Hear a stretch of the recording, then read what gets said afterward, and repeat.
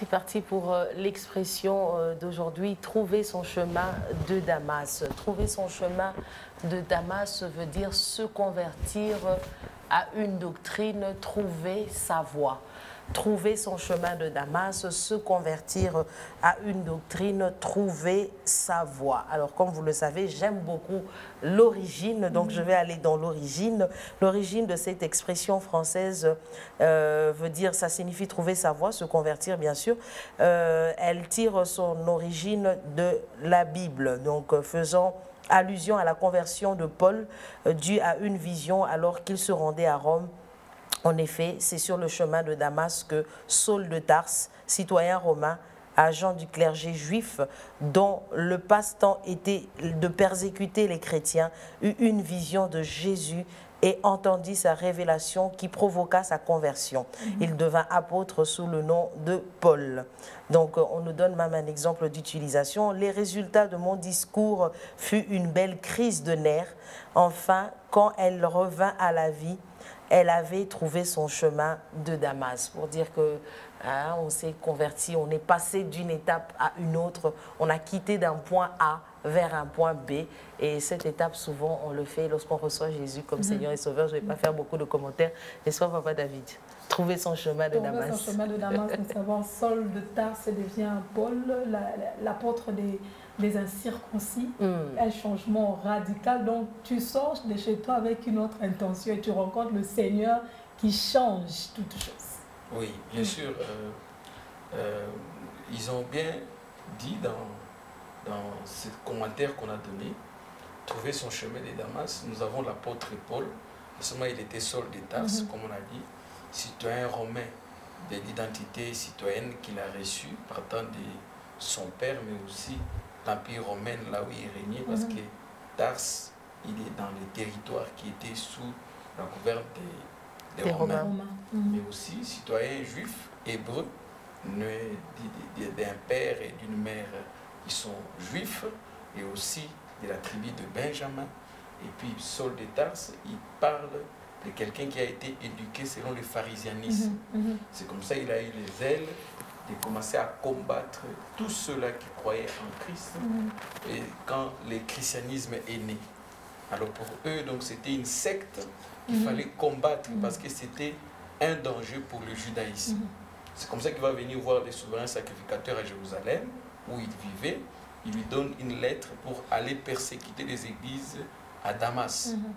Alors sur la route, il quitte Jérusalem vers Damas. Sur la route, c'est là que Saul de Tarse va croiser le Seigneur. Le Seigneur va lui donner un message, va lui apparaître, lui donner un message clair. Et quand il va aller, il va raconter Ananias qui va prier pour lui, il va recouvrir la vie, et puis il continue la mission. Il devient maintenant l'apôtre Paul, comme vous dites, l'apôtre des gentils. Donc cette expression nous montre clairement que j'ai aimé ce qu'on a dit là, trouver sa voie. Donc l'apôtre Paul, quand on dit trouver son chemin de Damas, ce qu'il faisait n'était pas ce à quoi il était destiné. Mais quand il croise le Seigneur, cette lumière éblouissante qui le frappe, il tombe. En se relevant, il est devenu tout autre. Il est devenu une autre personne. Il a retrouvé sa destinée.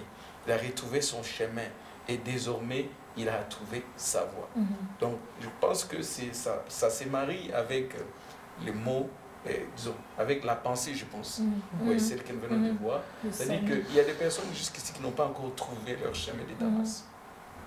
Il y a des gens qui sont en train de papillonner à gauche, à droite, ils sont en train de faire des choses, monter, descendre, ils voyagent, mais ils se rendent compte qu'il y a un vide en eux. Il y a quelque chose qu'ils n'ont pas encore fait. Ce matin, nous vous avons montré la voie pour trouver votre voie. C'est trouver son chemin de Damas.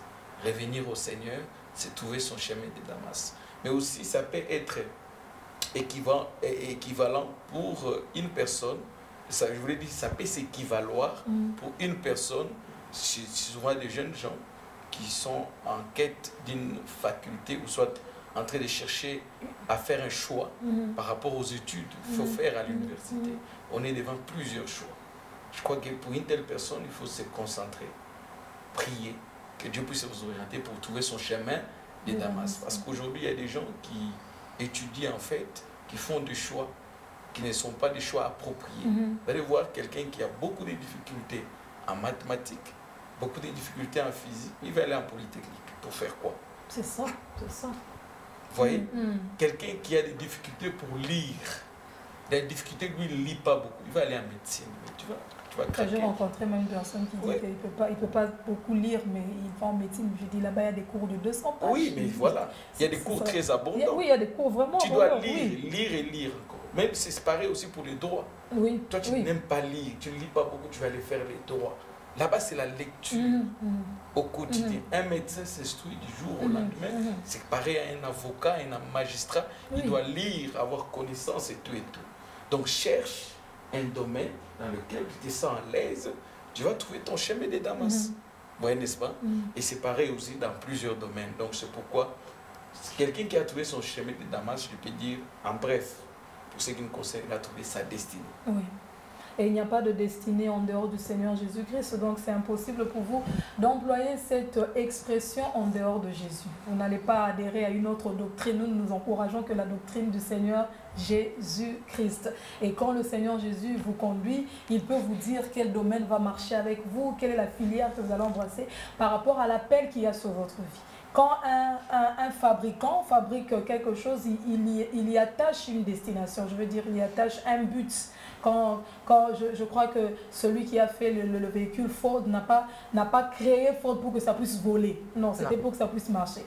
Donc, vous êtes créature de Dieu, il y a un appel de Dieu sur votre vie, vous ne direz pas que vous le comprendrez en dehors du fabricant.